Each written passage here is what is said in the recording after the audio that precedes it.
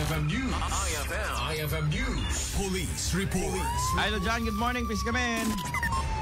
Yes, good morning, Idol Bernard. Sagsaganaanan na ti Ilocos Norte Police Provincial Office. Ti may sa kadagitiman ng dadakkel nga aktibidad, amay sayang kati ti probinsya a palarong pambansa.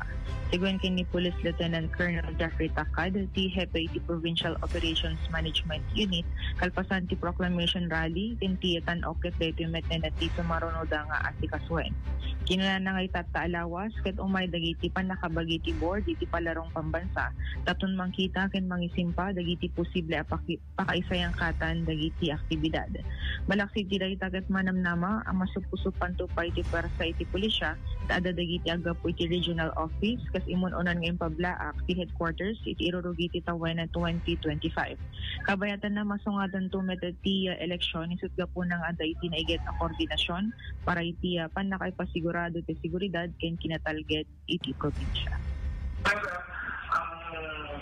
Kuwan po namin ngayon po, ang binabantayan po ngayon namin is yung pong upcoming po na kung actually po.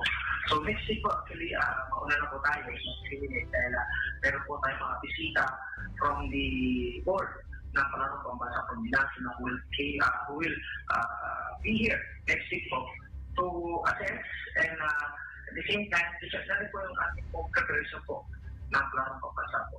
Malapit na po, this coming day.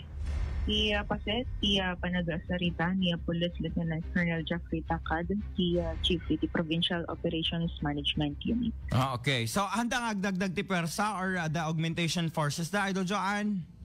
Ada Idol Bernard, manipod iti regional office. Okay. Power kat adanto pwede iti K9.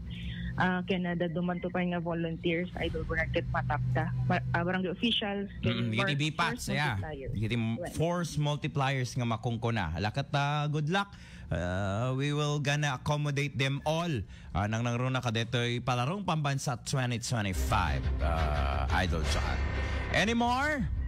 Medyo pala yung tiyada mag-iti Ilocos Norte Police Provincial Office, Kadwa 99.5 Bayas ng Lawag, Idol John, nag-iskin tatak.